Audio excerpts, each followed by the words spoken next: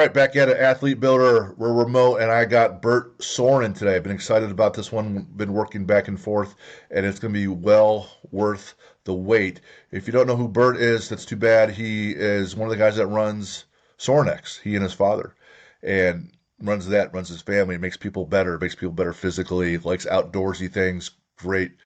Just an overall all around great American is what I've been told, and I just now met him for the first time. So I want to start off with this is a quote from somebody. It says that Bert cares about his people way more than people outside the store know. He is loyal as they come. He loves his family and his friends. He loves his company and he loves outdoors and hunting. He has the ability to get strong people to really tap into their inner strength. I would not be the person I am without the opportunities he's given me to explore myself. Wow. That's, wow. I hope I can live up to that. Dang, that is high praise. So that's former 4-year NFL D lineman, PhD, associate director for strength and conditioning and all student athletes at the University of Louisville. That's Dr. Pat Ivy. Pat is a special individual, and so coming from him, that means a lot. Pat is one of my favorite people. He is. We've had him on the show. I've been on his show. I was describing him. I said, "You're just big urban, good old boy from the inner city Detroit." Right. Who on the show he pulls off this deer head off the wall and starts telling me about that. And he was the third or fourth person inside of a few months to tell me about Summer Strong.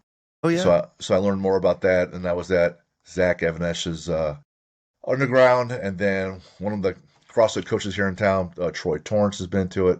And so I just went on Instagram and then your webpage and cold called a marketing person and said, I want to meet, I just want to meet Bert and see what he's about.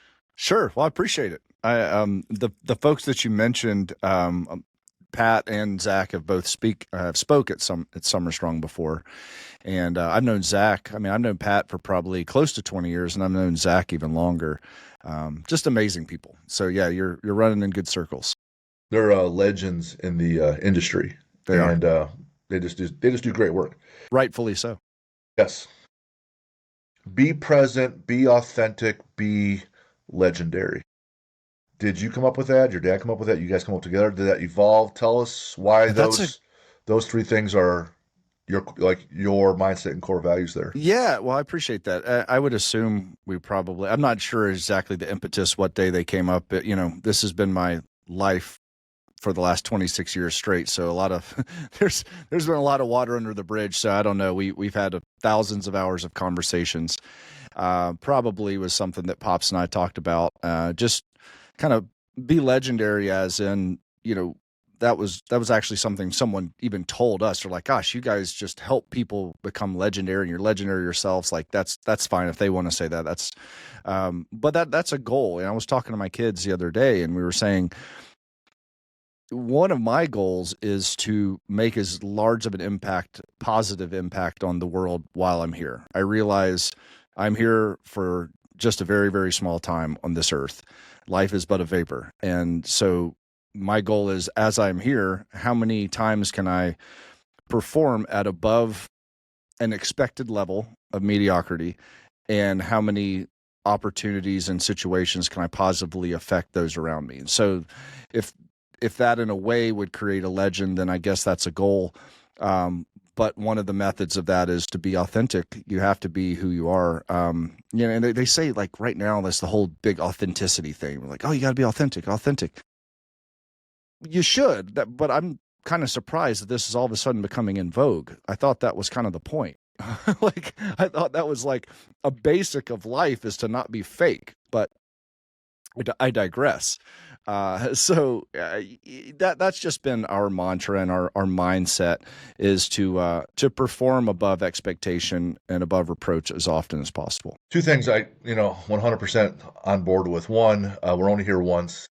I have AMDG tattooed on me. It stands for the Latin phrase of, for God's greater glory. And we're only here one time, and my job is to be the best version I am, to help, honor him and make an impact.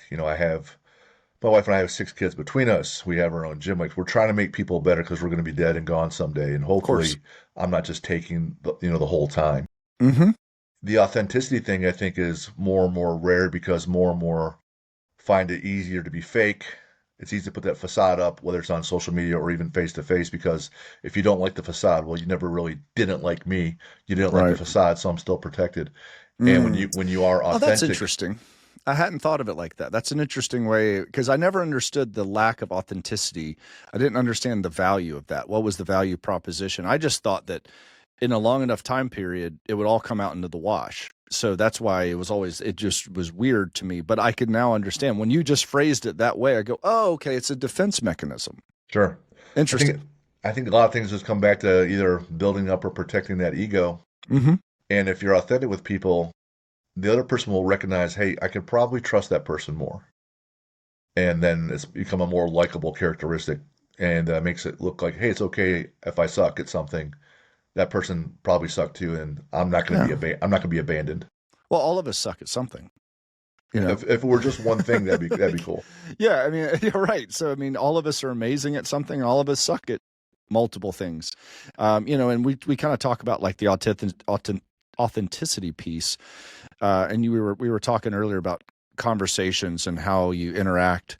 And one of the things that I've tried to emulate and exercise, but also help those around me is the two things in a conversation need to be is candid and curious. So if you're candid, if you ask me a question, I'll tell you exactly how I feel. I will be candid with you. And if I'm curious, I will actually ask you a question and I actually care what the answer is. And it's a very simple blueprint for a great conversation. And then, of course, great conversation and shared struggle and shared time creates relationship. And so if you could just remember candid and curious, those those are hot points that you could build a good relationship off of those situations, because through that you build vulnerability, you build trust. So that's one of those things. And then the people that aren't fun to talk to, don't do either. And Sure. then and one of my goals is to be a situation in life where I could excuse myself from that table quicker and quicker if respect and candid and curiosity isn't being served. The thing about being curious, you're not just waiting for your turn to speak. You want to hear what the other person has to say, and think about that and that viewpoint, and give it credence or not. Or have a discussion about it, not just, well, you're done speaking now. I can hammer you with my thoughts, and that part's a lost on a lot of folks. Right. And if we're both being candid about what we're saying, then it goes back and forth. I'm being candid. I'm telling you exactly what I think. I'm interested in what you have to think. Well, now we've both put our cards on the table and we could build a relationship. And now this is a symbiotic relationship that's going back and forth. And if honestly, if you're not, or either party isn't, then just stop the conversation. We're just making this up. We're making a play that sucks. Like Yep. just leave. Like Right. let's not play this game. A lot of times the only win is not to play, right? And Right.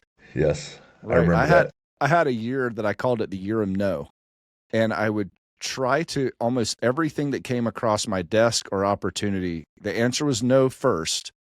And then I tried to unpack that and wash it through multiple filters to see if it had staying power for me to do it. And I was able to prioritize my time significantly better, and be a lot more effective on target with my family, with my company, with my own time. I mean, time is the only thing that we have that you can't buy, you can't get back. And so I've had different kind of themes for the year. One year was open doors, which means I walked through those open doors of opportunity a lot. And then I had to kind of scale it back and say, okay, this is the year of no. I'm going to filter those opportunities significantly more. Something to Bert, look at. how old are you? I'm 49, just turned 49. 49. I got you by a year. So in this season of your life, let's just ask this question based on what you just said. You have family and business and friends and, hobbies or interests. Mm-hmm. And then there's, Probably more than I should have. the physical components of life, right? So this season, list out, top three priorities that, in 2025, how things are going. Um, well, I had a rough year last year. My father passed, who was, the founder of Sorinex. So that was a hard year. And then my mom, she got lung cancer this past year, and she's doing much, much better. She's in remission. but there was our COO passed. 5 weeks later, my dad passed. And so I got my butt kicked last year. So this year has been a little bit reestablished homeostasis. And when you're an entrepreneur, there's very rarely homeostasis for more than 20 or 30 minutes. But, True. but therein lies, the need to be resilient. But just for me, it was a rebuilding, a healing year. And so to be honest, it was prioritization of the family, of my company. I do enjoy the outdoors and hunting, and that's a little bit of just me being able to kind of get away from things, but also gives me a time to think, because when you sit in a tree for 4 or 5 hours in the quiet, it's amazing how much clarity that you're able to afford. And then also obviously keeping up with my physical training and kind of rebuilding. So I've integrated a couple more pieces into my physical training this year, more consistently, things that I hadn't done before as consistently. And I'm seeing some great increases in it. It feels like, at least right now, it's kind of like that weird calm between storms. You're like, hey, everything's good. I don't have anything that's like torn. The family's all going well. Oh Business is no. going well. Oh no. I've got some sleep. Oh, Okay. All right. head should be on a swivel at that Yeah, point. yeah. Then, well, because the last couple of years have taught me different, but it's just kind of reestablishing. I hate to even use it like a new normal. There's a new normal. I mean, I don't have my dad, who is my mentor, my teacher, my coach, my partner, my dad, my hunting partner, my lifting partner, my best friend. And so when you change, that's a massive change in your life, and just kind of understanding what life looks like from now on. And then the realization and the lessons that taught me, that one day everyone I love will be gone, and it will depend on if I am still here or if I am predeceased. And then how do you handle that? How do you handle the rest of my life, which is either between 1 second from now or 50 years from now, and we don't know. How am I going to handle the balance of my life based on what I know now? And that's where my mindset's been a lot. I don't know that you have to have the whole next 50 years blueprinted out if you know that God's going to say either way you're going to be enough. And if you're enough, then you just keep figuring things out. Darwin said it wasn't the strongest or the smartest that advances, the one that evolved the best. Mm-hmm. And you're constantly going to have to evolve, which is super challenging for people because most don't like that. But knowing that you're enough and you keep doing the same fundamentals, I'm going to be healthy, I'm going to eat decently, I'm going to be a good person, I'm going to enjoy some hunting therapy, I will probably call that, right? And a beer or two every once in a while. You'll probably have earned the confidence to say, you know what, I'll be okay. I'll have ups and downs, but I'll be okay. That's an accurate way to put that. I know I'll generally survive about anything until I don't. Sure. It's Right. like, Well, what I was was, wrong, and here we are. yeah, yeah, right. Well, what was that old, like, it was like a Winnie the Pooh thing or something that said, so why are you sad? He goes, well, because one day we will die. And he said, yes, but all other days we won't. And I just loved it. It was just like, oh, right. Like, don't worry about what's coming along, because every day until that day we are living. Right. Got So it. I've realized that I will get through everything until one day I get to go home. So that's fine. And so you just kind of come to that realization, and then you have the mindset of, I used to have it written on my wall. It says, I have not won, comma, yet.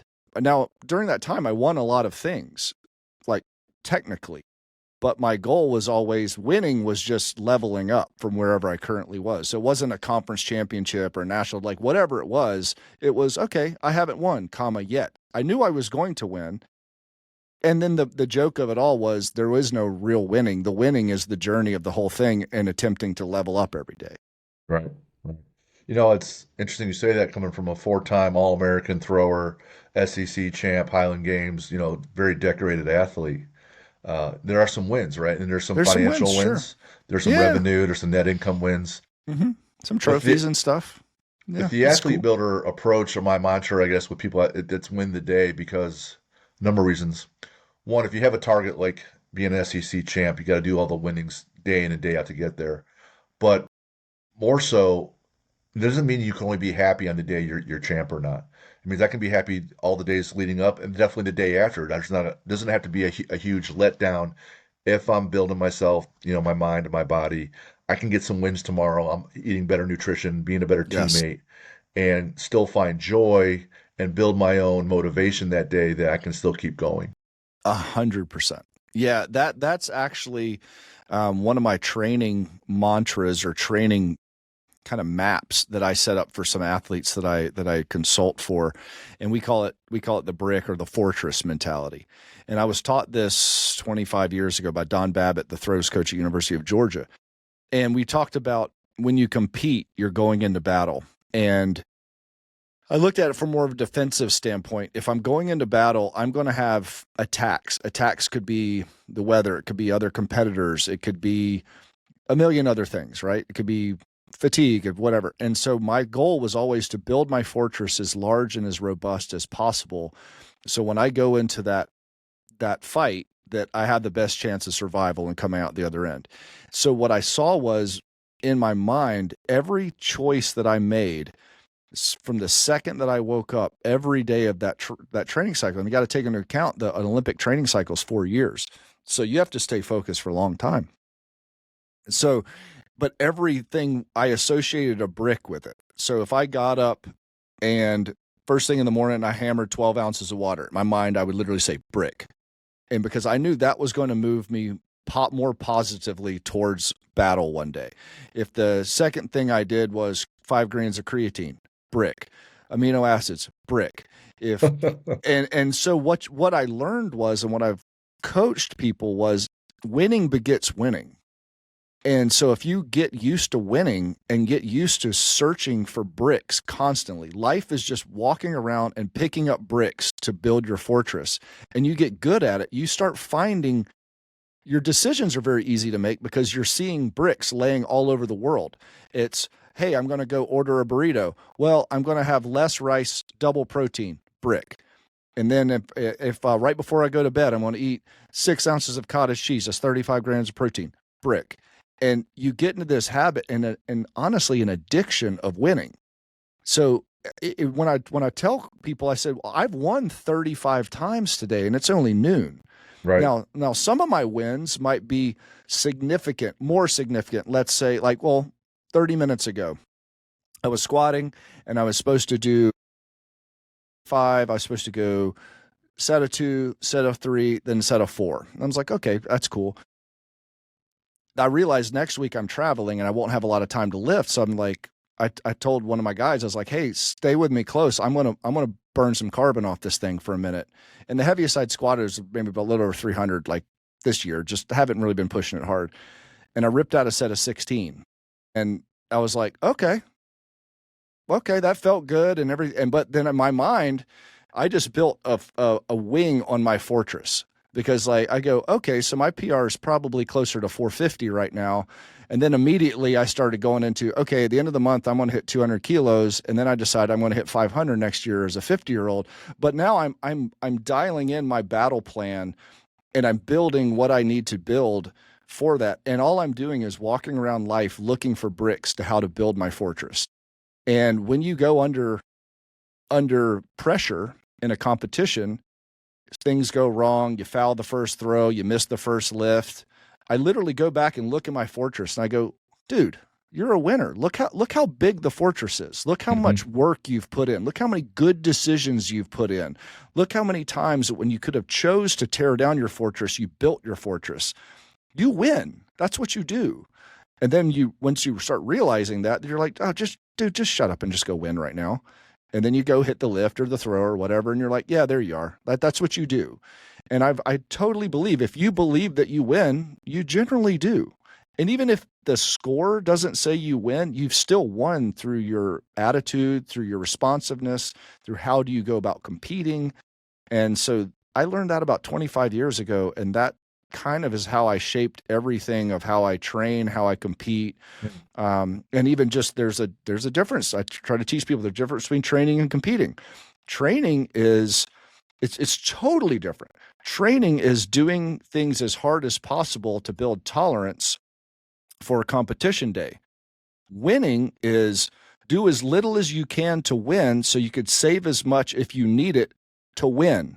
Sure. And they're totally two different ways to look at things. So 285 for 16 in the squat, if I had to do 20, I would have. That would have Right. been competing. But what Right. I just did was I trained to give myself the capacity to later, if I got to burn the gas later on when I have to, if money was on the line, I knew I'd be able to do it. But if all I had to do was 285 for one to win, I'd have done one because I might have to come back tomorrow and do something. That's true. I try to teach strategy, and I had to learn the strategy through my training days and finally understand there is a difference between the two, and you better be smart with Yeah. There's a ton to take away from there. I'm smiling the whole time. it. Like I just met Bert half hour ago, and I would say philosophically, humbly, we must be kindred spirits. If Bert, if you I go, could see that look in your face. You're like, oh yeah, this is what we both think. so in my book, and there's a planner that goes along with the book, and I talk about building blocks, inches, and you get these wins throughout the day.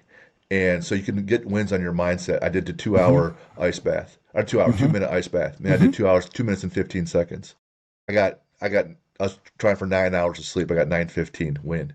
And so I'm Win. trying to stack all these wins. And I say, confidence comes from reps. So yeah, you might be confident you can get 285 for 5 because you did it for 4.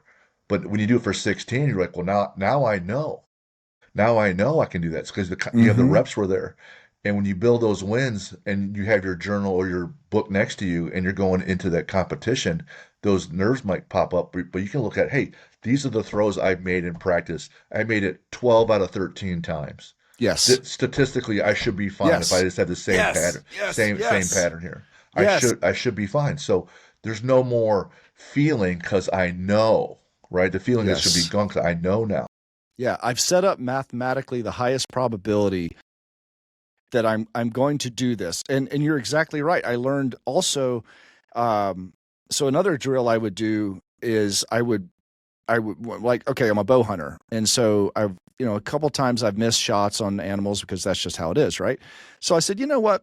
I'm going to do a thing where I'm going to wake up in the morning. The first thing, I'm going to take a drink of water. I'm going to walk outside and I'm going to start with the distance that's usually when you shoot a bow, you shoot at 20 yards and 30 yards and you kind of warm up to it. I said, no. I said, when I'm under competition, which is November, sitting in a tree in Missouri or Indiana or whatever, I might not have pulled my bow back for 5 days. And it might be 13 degrees. I might be cold. I might be tired. And a buck of a lifetime walks by. It's competition time. So I had to train myself to be able to cold bore shot any day of the week. If you hand me my bow, whatever. And so I would wake up, take a glass of water, walk outside, and first shot of the day might be 64 yards. And, long bomb the shot, cold bore. I mean, I'm still like wiping sleep out of my eyes. But if you make the shot tomorrow, and then if you make the shot, you get to eat and you get coffee that day. And I would post it so there was a social side of it as well, because I wanted the humiliation, social fear of I failed today or I won today. And then there was a physiological, I got food or I didn't, I went hungry. So the rest of the time I'm sitting there mad that I'm hungry. And it's a reminder, dude, you should have stayed focused. So I'll do this for 15 days at the beginning of the fall. I call it shoot to eat. Actually, strangely enough, I'm wearing the shoot to eat shirt. Nice. Yeah, and so it's a kind of a movement. A bunch of us hunters, a couple hundred of us do it every year. But then the realization is if I make the shot today, tomorrow it's 1 yard further. So you have to keep leveling up and you better do Dang. your homework in the evening because tomorrow the test is harder. And what I noticed, usually every year I'll miss one and I'll miss my focus for this long and I'll miss one and it'll piss me off so bad for 24 hours. That's all I could think about is compete. And then so I'll go and train like crazy that night and I'll come in and ace the test the next day. This year I hit it clean the whole year, which is my first year doing it. But all I did is learn that from the track and field days. I realized I needed to be able to throw 65 meters in the hammer. If you gave me 20 minutes to get to the track, within 3 throws, I'd be able to throw 65 because that was going to make finals at most meets. So, and that was the mindset that I had to get to mathematically, probability wise. I knew I was always going to make finals because I had that throw in my pocket. And I believe it's just so needed from a strategy standpoint for people to look at it. I love that.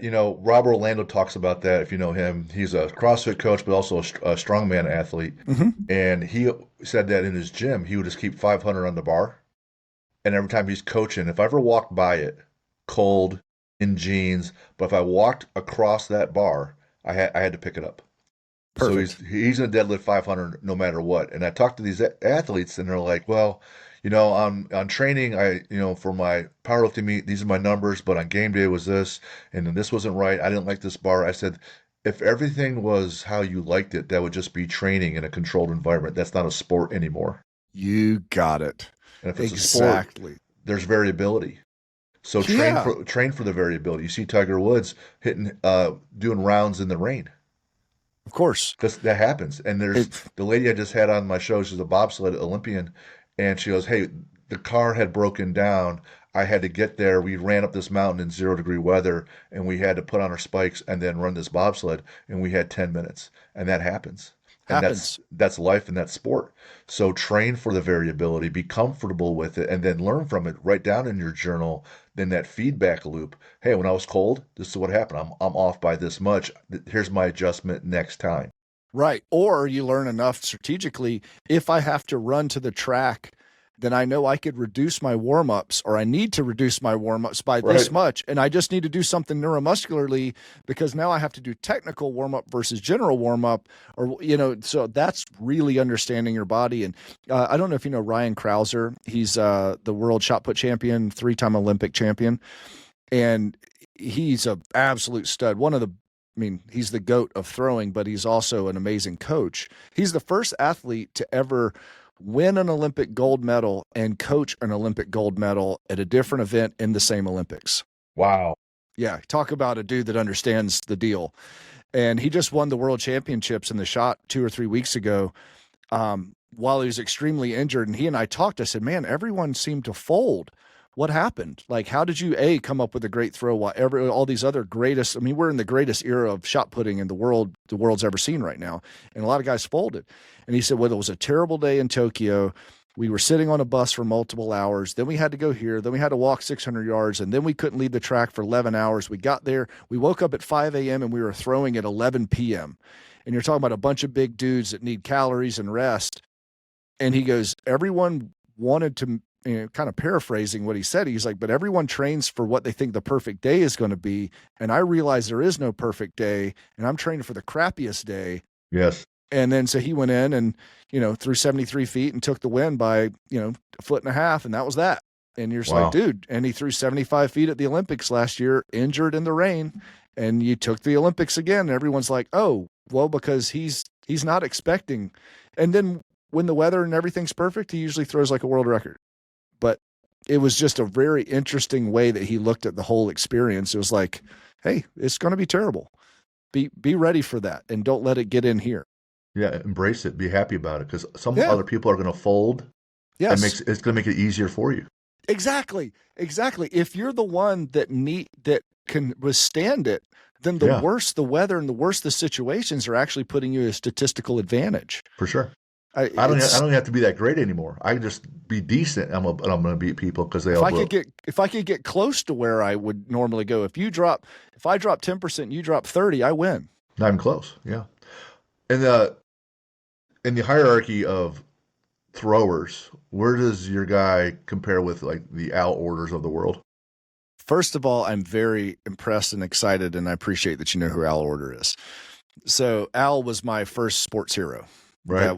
Yeah. So when I was in high school, I was a discus thrower, and he was my dad's hero because my dad was in college when Al was, doing all his stuff.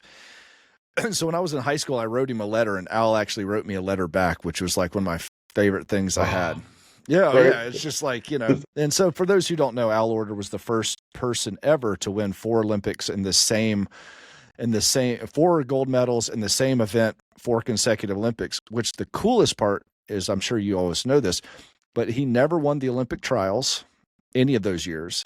I And didn't he know that. never held the world record, but all 4 Olympics, he hit a lifetime best in the Olympics for the Olympic record. And 2 of the times he was severely injured. I want to say tore like his abdomen or something like that. Yeah, he tore his abdomen, and one time he was in a neck brace because he was in a car wreck. So they taped his whole abdomen where he tore the cartilage in his between his ribs, intercostals, everything like that. And they told him, you can't throw. And he's like, tape me up. And then he came on his last throw and bombed a lifetime best Olympic record and won again. And so, yeah, so Ryan is what I would say he is higher than Al because he's held multiple world records indoor and outdoor and has won multiple world championships, almost every Olympic trials, and has broke the Olympic record, 2 of his 3 golds that he has. And so he is going for his 4th Olympics in the shot put. And I think only one other person ever won 2. So he's won 3. And if he wins the 4th, it'll, he and I talked, he's like, I'm going for the Al Order 4, like, which is unspeakable because the shot put is even more finicky and tough on the body than the discus. And, I mean, if anyone could do it, he's the guy. I mean, he is the GOAT, zero question. No, like, he's the dude of dudes in the throwing, man, woman, child, any era. No one, like, put it this way, 22 meters is 72 feet, 2 inches. 22 meters is known as like high world class in shot putting. And he and I were talking one day and he said, well, I had the most throws over 22 meters as anyone. And I said, well, what's second place? And he said, well, that was Ulf Timmerman of East Germany has had 39. And I said, well, what are you at? And this is in competition. He goes, well, I just cracked 200 in competition over 22 meters. And I think now he's close to 300. So when the second place guy is 39 in the all drug era, right? That's ridiculous. That's not winning. That's dominant. Wildly dominant. Wildly dominant. Yeah. So like, he's unbelievable. The Katie Ledecky, she's a distance swimmer, and she has the top 16 times at her distance, and the number 2 is 17 away. It's like no one's even close, and so it's like that. Yeah, that was pretty much where Ryan, it's wild because the number 2 guy ever is in the same era. And I mean, so we're seeing the best of the best, but it was interesting. I was talking real quick about Ryan in competition. And I love because he kind of coaches himself and he always shows up and I don't think I've ever seen him throw poorly at a major. Like he always shows up and makes it happen. You're like, even if it's a seasonal best, you're like, this dude always makes it happen. And I asked him, I said, are you super jacked up when you get there? Are you like super pumped up? And he's very analytical. And he goes, no. He goes, I haven't missed a training day in 7.5 years. And I know mathematically, if I do everything that I'm supposed to do, which I've done, I know what the result is. And if I go in there and just do the result, people will have a really hard time beating me. I love that. And it was just like, that was it. Like, yeah, he's earned it. Yeah. He's put in all the reps. Have you come across Zach Riley in the Highland Games world? I know the name, but he and I didn't throw with each other. He won amateurs, then went on pro, but he's an older guy. He's masters, and I had him on the show. He's an All-American thrower from Ball State. Cool. Blah, blah, blah. Great dude. PhD. And I asked him, what's one of the things that gives you confidence in your events? He goes, I haven't missed a Sunday meal prep in 14 straight years. Dude, that's a huge. I'm like, my goodness. Fortress. 14. My goodness. That is a wing of a fortress right there. Right? You're just like, hey, like, I got more bricks than you. I've stacked more bricks than you found. Yes, that's awesome. Yeah, that was, like I said, that was kind of going like what Ryan had said that day, and like even just the demystifying of the throw. Like he has written in his training right behind his rack. It's like 2385 meters, and the world record's like 2356. So it's like 78 or 79 feet, and it just says it's only trigonometry under it. And so he's just broken it down to it's the vector, dumbass, right? You don't know that. He was just like, no, like if it does this with this rate of force and this speed and this angle of attack, it's going to go 2 feet further than anyone ever, and like it's not a big deal. It's just trigonometry. And you're like, oh wow, you just view this totally different than the rest of us, which is awesome. I love it. I love the beautiful mind. Yes. It takes a beautiful mind to be creative and be unique. And creating gym equipment is not unique. However, there is uniqueness, to York barbells. There's uniqueness to Sorinex, and I want to know what's different and unique about the way you guys go about your business, and also, so not just the method, but then the product itself. Okay. Well, I think it really boils down to, I mean, a passion. I don't know how many, and I don't believe there are any other weightlifting manufacturers who are also designers, who are also world level, world class athletes, who are also currently still lifting. And so I think it's like a vortex of all the things that kind of can make you different. And we build our own stuff in house, and we don't have other people design it. We design it. So we're squatting today and doing things in the weight room today that are going to move the needle tomorrow. And I'm going to walk 50 yards that way to our prototyping shop, and I'm going to get working with it with my staff. And so I think just the integration of how who we are is different, because I don't believe there are any other companies that are set up that way. So there's a passion there that has just always been there. So my dad said something, probably one of the things I heard him say more than any other, and it was probably one of my favorite quotes, is look at something not for what it is, but what it can be. And that was basically what we built Sorinex off of. Let's not look at the strength industry for what it currently is and what we think it is and what everyone thinks it is. Look at it from 20 different directions and try to see what it could in fact be if you removed all of the guardrails. And whether that was when we designed the first power rack that had four-way hole system. Are we getting a weird reverb? Is that on your side? Or it's like, I hear none of that.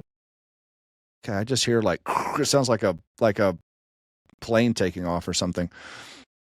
You moved, yeah, you moved something and then something changed. Is that noise? Yeah, yes, they just changed it.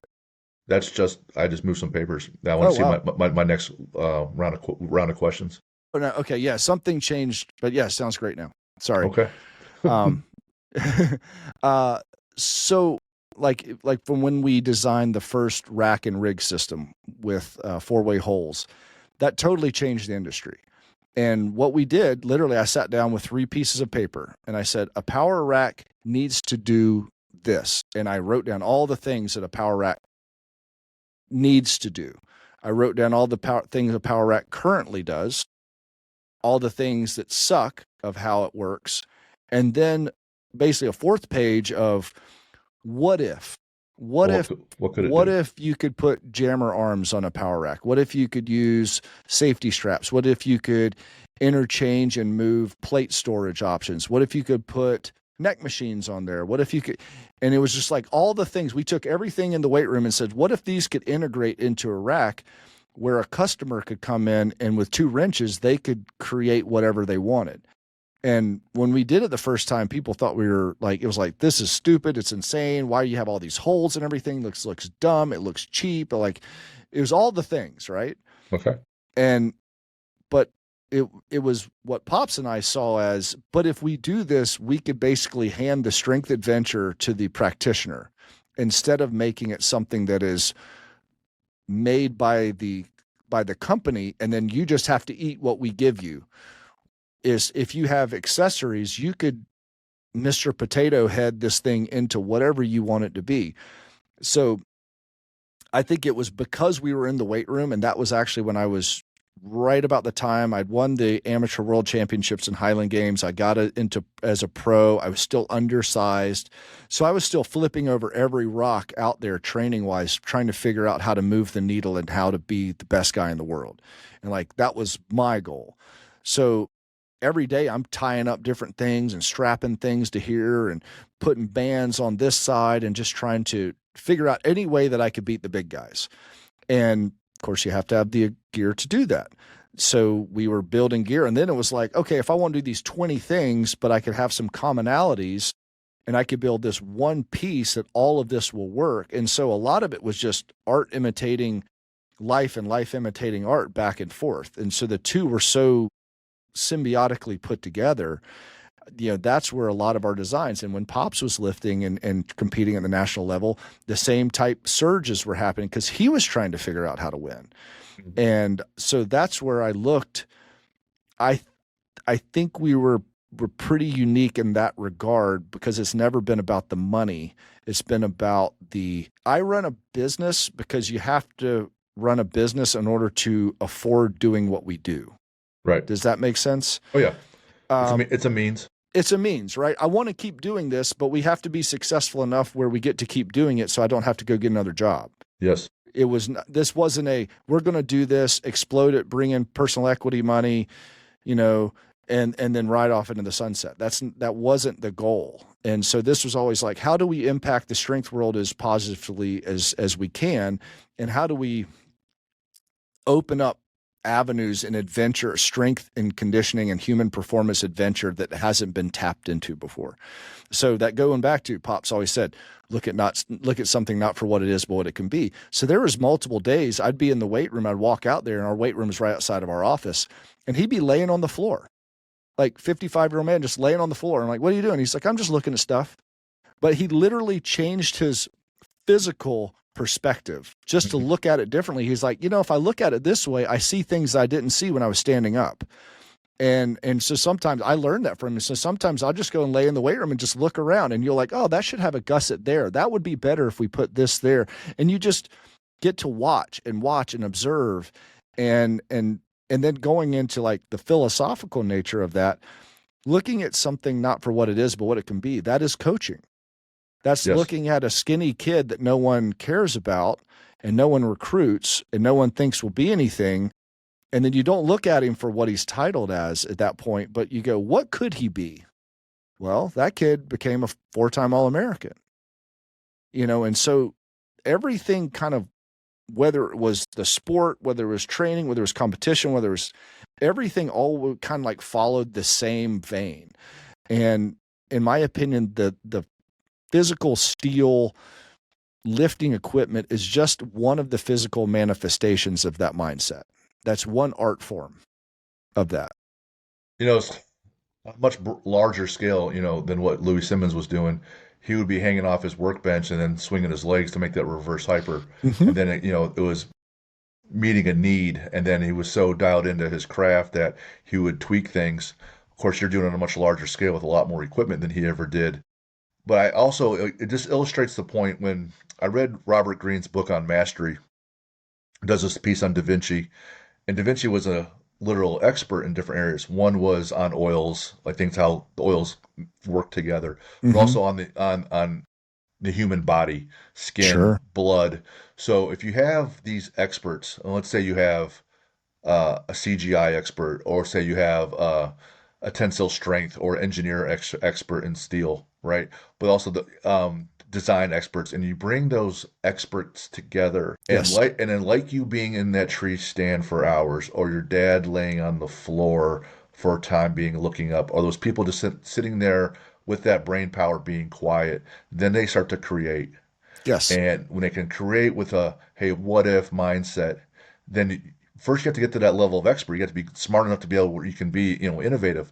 But then you sit there quietly and you let your mind expand and just what if some things. The next thing you know, you have these jammer arms that change the way so many athletes do their explosive work, in college Right. settings. Or a landmine. The landmine was never meant to. It was never meant to be in the market. It was going to be my secret weapon to making the Olympic team in 2000. That was it. Like that was rotational strength for me throwing the hammer that I was trying to like, okay, I got to do this thing that's going to help me beat these big guys. And, then a couple people like, hey, can I have one? I'm like, well, yeah, well, I don't know. And then I said, Pops, what do you want to name it? And he goes, well, it kind of builds explosiveness at ground level. Call it the landmine. I mean, that's how that happened.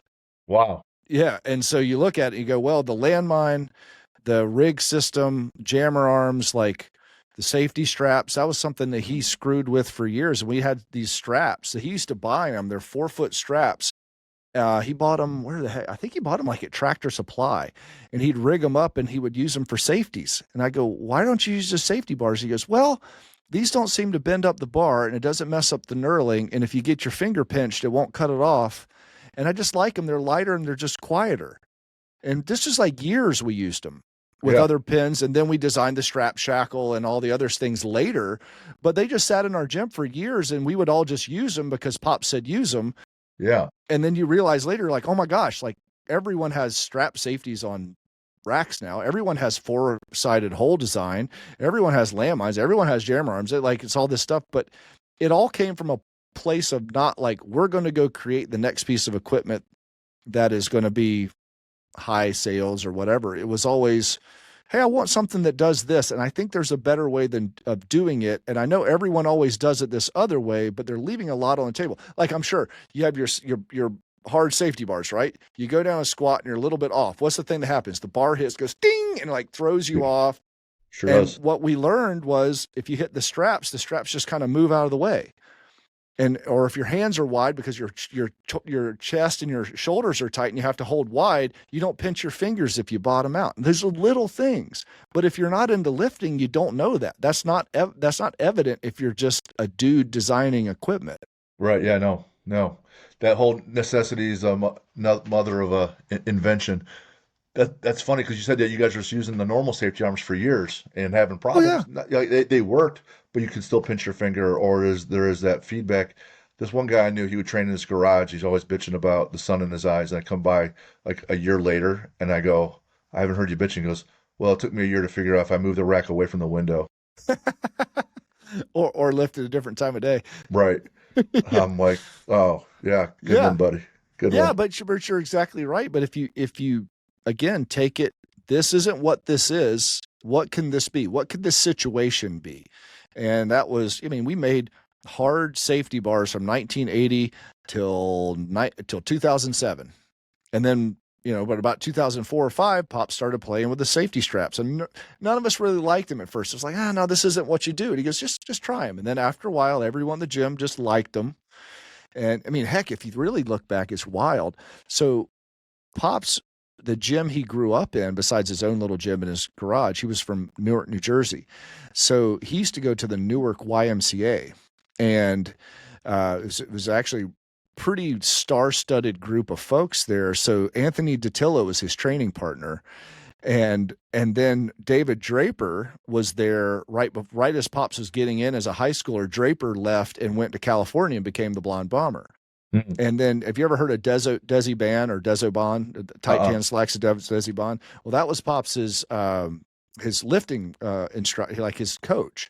Well, so one day, Pops, they had the old York barbell, the old power racks are like just basically isometric racks. I don't know if you remember that, or people that used to be able to buy them in the York catalogs in Strength and Health, and they were really only for isometrics. And so Pops is like 15 or 16 years old. Well, he took it home and hacksawed it apart and bolted together cross members in between and brought it back. And everyone was pissed off at him because they're like, you screwed up and he was like, well, why don't we lift inside of it? It doesn't make sense, like, just to do ISOs. Like, let's lift inside this rack. Well, they need a safety. So one of the guys, they brought a bar, and then he said they slid a bar through the holes. But then they had a big piece of urethane that one of the guys had a roller because he worked at a factory. So they slid it over there. And so that became like a safety bar, but they started doing rack partials out of that because the urethane wouldn't bend the bar. This is like 1965. Wow. Well, Anthony DiTillo started really dialing into it and started creating a lot of partial movements based on that. Then he was writer for Strength and Health. And then if you look at like the weird tree, is Anthony DiTillo was Charles Poliquin's biggest influence and was also the influence for Louis Simmons with partials. So you look at that and you're like, hey, there's a high probability that came from that one power rack in Newark, New Jersey with a 15-year-old Richard Sorin that pissed off all the old guys by cutting it apart with a hacksaw at his house. That's amazing. It's wild. The chronology of how, someone knew algebra, then someone else knew geometry, then someone else knew algebra 2, then someone else knew calculus. Yeah. But just from that basics right there, it kept evolving. I love that history right there. Yeah, it's super cool. But everyone just saw it from a little different angle. And then, DiTillo started doing a lot of partial movements, but because that urethane pin, it wouldn't bend the bar. And then that was just a lucky. That was key. that was a key lucky thing that one of the guys just brought it in there. And so I love that type of stuff because you realize that no one had all the answers. And like you said, everyone had a different language of math. And so they just keep adding to each other, and then we make this awesome party. I like that too. A lot of times in our field, I come across a lot of coaches that believe they know everything, and so I'm like, come on, man. Once you start thinking that, you're pretty much done. You're screwed. On the evolution piece with Sorinex, I gravitated towards the outdoors component. People, because I we had this one guy on. He's a sniper, and his Who's that? gym is. Um, I'll send you the link, Yeah. but he has Yes. his gym is like one of those containers that goes on the back of a semi, Sure. and so sometimes we'll pull things out in the woods. He manufactures the scopes for snipers. He's a Marine instructor. I can't remember his name. Anyways, so the outdoors component of Sorinex, uh, how did that come about, and what's in store for that? Yeah. So, you know, the two major pieces of my life have always been the outdoor pursuits, which Pops got me into as a kid, and human performance or strength and conditioning. Like those are the two that since I could remember 2, 3, 4 years old, those have been constants. So as I got out of heavy competition, as I got out of attempting to go to Olympics and the Highland and the hammer throw, and then the Highland Games, and then I had more time to get back into the outdoor pursuits, and I always just enjoyed being out there so much. Well, as it went further and further, you start realizing, I'm still not old at this point, so I want to start training for something because I'm just made to train and made to dream. I'm a dreamer. I dream big dreams, and then I beat a path to it. And so I said, well, I want to go on some elk hunts and some different things like that. And so I said, well, if I'm going to do that, I got to train for it. And then so I started looking into different training styles, and then realized that there weren't a lot of people doing it in the outdoor space. Cameron Haynes was obviously the biggest name in that world. But I also realized there weren't a lot of people training for the outdoors, and not only the physical training, but the mental preparation of like competing, because anything you're doing that's scored and for real is competing. I don't care how you slice it.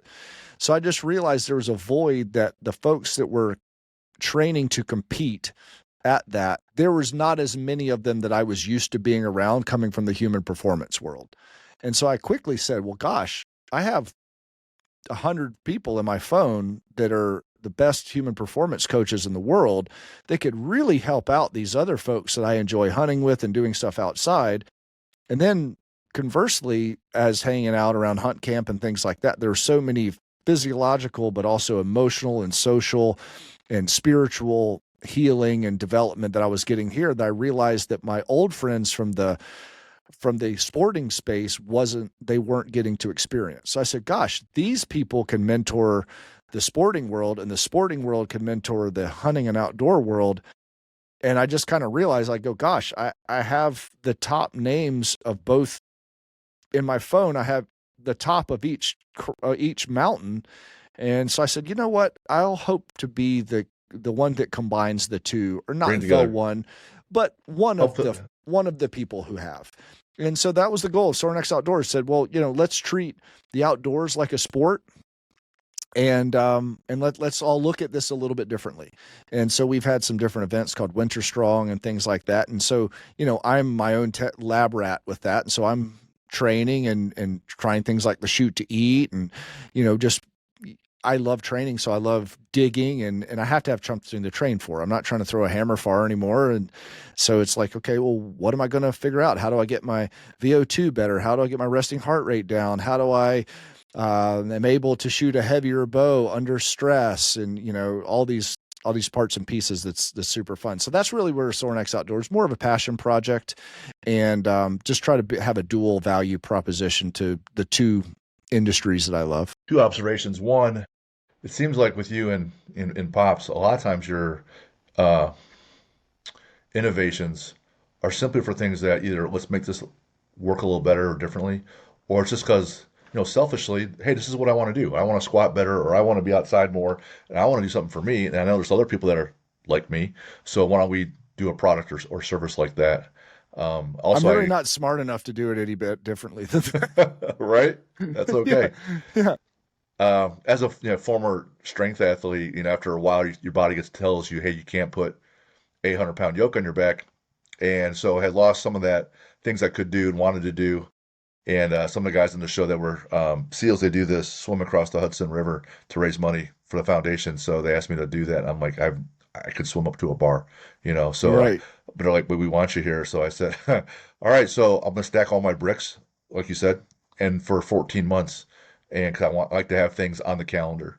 Yeah. And even though it's not my cup of tea, like I'll run a couple miles, but we're swimming, 3 miles in the Hudson River, Oosh. and to raise money for the foundation. It was just an awesome event. So I totally empathize with, hey, have a target and keep pushing yourself. And even though you're not doing some things that you like to do before, like compete in a hammer, you could find still new passions and things that excite you mentally Right. and physically. Yeah, and I believe you're right. I generally do things that directly affect me because I know that if I'm very goal oriented, so I know if it's in here and in here, I won't let go of it. So I know I'll put full effort and strategy to making it happen. But then you kind of just make sure that other people would also find it valuable, right? That it's just not Sure. some weird crazy misogi. Yeah. And then you realize pretty quickly that if you find some cool things valuable and you go after them and try to bring value to to the situation, you're not alone. You might need to be pretty good at sales, as in just to sell other people on the idea. Hmm. That's kind of a gift of mine. So like I'm pretty good at convincing people like, hey, let's go do some hard stuff and it's going to be awesome. And so you use your gifts. Use your gifts. Pretty fun. I like that. I like that a lot. A lot of similarities. I've been in sales almost my whole life. I always like to, end every episode. I know we want to make sure we're always respectful of your time, but I Thank just you. have some rapid fire questions. Oh boy. So, what do you listen to when you train? Well, the last few days has actually been pretty cool because usually it's just whatever is on. I'm a classic rock guy. One of our media guys, he has some crazy classic rock mix up. So it's like, it kind of a DJ go in and out of Metallica and this and that. And it's, I'm an 80s kid. So it's like you get rocking a little bit. And I so my gotcha. kind of how I'm doing it now. I order from Uber Eats and I know it takes about 30 or 40 minutes for it to get there. And my goal is like just go at the training as hard as I can until my food gets there. And so it keeps me focused. I need to earn the calories. Yeah, and then I eat my burrito, and then 20 minutes later on this podcast. But yeah, so it's just been we listened to some good tunes today. It was good. It was nice. Classic rock guy. What's a bucket list adventure just you and your wife, and you can't have done it before? Ooh, Place to go, a thing to do, just ooh. just you and your wife. Just my wife and I. So you can be quiet and present with each other, but it's a place you guys haven't been. Yeah, yeah. I'd like to go someplace tropical, but like far away, like Fiji or something like that. And we've done the Bahamas and things like that, which are super cool, but you're still it feels a little. I mean, people and stuff like that. I'd like to go just or Maldives or something along those lines. I think that would be amazing, and just have time. And the biggest thing is time without the guilt of feeling like you're not being there for the rest of your family or your friends or your business. Like if I could remove that, I could have a great time in a cardboard box as long as I'm not feeling that pull like I'm supposed to be somewhere else. Because most of my life, I always feel like I should be doing more or should be somewhere else, no matter where I am. And that's a unsettling feeling, but it's pretty motivating too. I get that I'm being motivated by that. I struggle with that because every time I use the word should at the end of that sentence, I usually end up feeling bad. So Mm, I try to give myself a little bit of grace and say I got to have some time with my wife or my kids, or right. just some my own therapy. Maybe the island of Samoa. There aren't really places Oh yeah. to stay. So if you go there, you get to stay with a family and they bring them in. Cool. So you're ingrained. You're in, right. So Yeah, you're indigenous. right. It's a big deal. That's cool. Favorite sports movie? I mean, the Rocky series is probably the sports movie of all time, but there's I would say the Rockies. I'm just introducing my kids to them, so we just got through Creed 2. We've watched them in sequence, but it's probably Nice. hard to beat. If you grew up in the '80s, it's hard to beat Rocky 4. Right. You know, It's amazing. yes, Favorite sport to watch? probably track and field, and probably just shot put. I even a hammer thrower. I love watching shot because I understand the greatness that we're seeing right now in the world. So that's probably my favorite one. Favorite athlete, current or dead or whatever. Al Order was my guy, but I say Ryan Krauser, the ones that are living now, not only because I love how dominant he is, but I love that he's not just physically dominant. He understands the training so much more than almost every athlete I've ever talked to. And much like yourself, I get to see behind the curtain of everybody.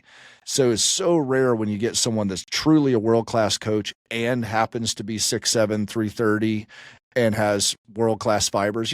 At that size, he's still like a 10-8 broad jump. So Man, you're just going like, so okay, much this power. is so much power. Krauser's probably my favorite.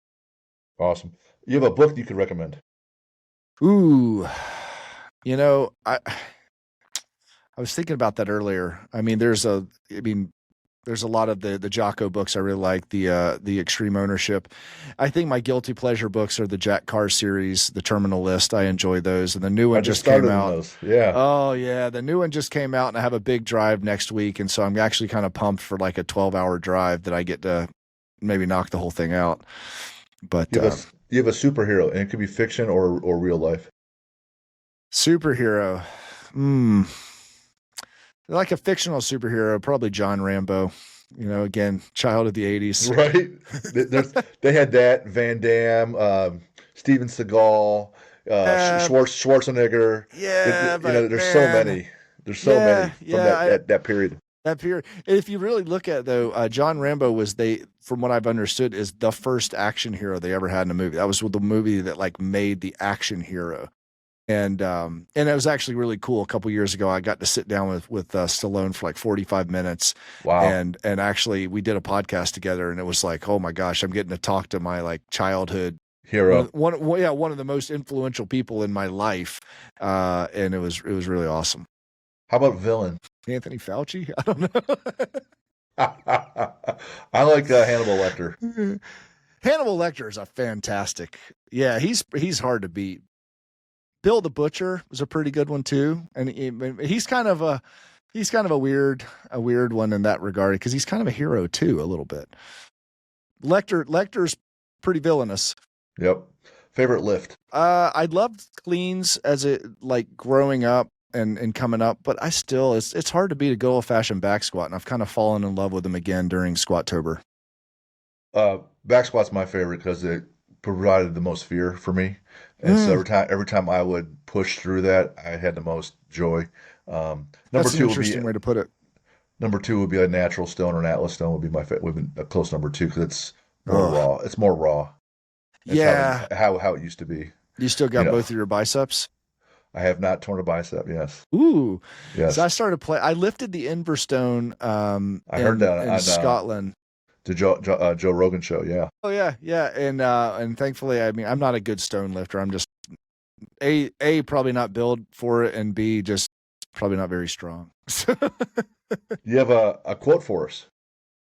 Yeah, I would say something to remember is just look at something not for what it is, but what it can be, Beautiful. and look at that every day in every situation. If you see it as a crappy situation, don't look at it as that. Look at it as an opportunity to get better, to get tougher, to find a better way.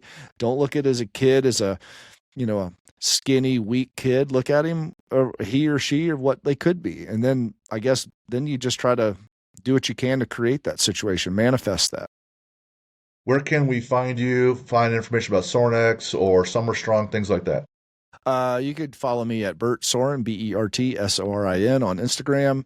Um, Sorinex.com, Sorinex on Instagram. We're going to post everything, a lot of our jobs that we're doing, some of the cool stuff that's happening. Actually, the Outdoor Channel did a story on us that'll be tomorrow night, which is what's the Friday night, 8 p.m., which is kind of cool. Like I grew up watching the Outdoor Channel, and now they're doing a feature on us, which I thought was awesome. That's neat. Yeah, it's pretty wild. So yeah, I think most everyone should be able to find us from those different aspects. But Gotcha. we appreciate it if you would. I will. And hang on here for a minute after we Yeah. hop off. If you want to get a hold of us, again, info at athlete-builder.com. Athlete-builder.com is our site for you want coaching, insights, or just send us questions and check out our books that we put out. So, Bert, man, thank you for the gift. And Thank I you. knew I was excited for this. It took a couple months to make it happen. I was just happy that I was in the queue. And I was looking forward to learning and just the continued education, but just the fun doing it. So this is been nothing but a gift for me. If no one listens to it, I'm really thrilled about everything. So thank Thank you. you, Jim. It was awesome to get to speak with you too. And you I'd say that you really, really understand training and competing, but maybe that's because I think we're very aligned. But I love your mindset, and it's a rarity how you're viewing it. And again, I think both of us get to see behind the scenes of a lot of champions and champion mindsets, and champions are different. You're certainly tapping into that, and you had the recipe. So thank you for having me on, and thank you for honoring me with your time. Uh, Best of luck, Bert. Thanks, Jim. See you.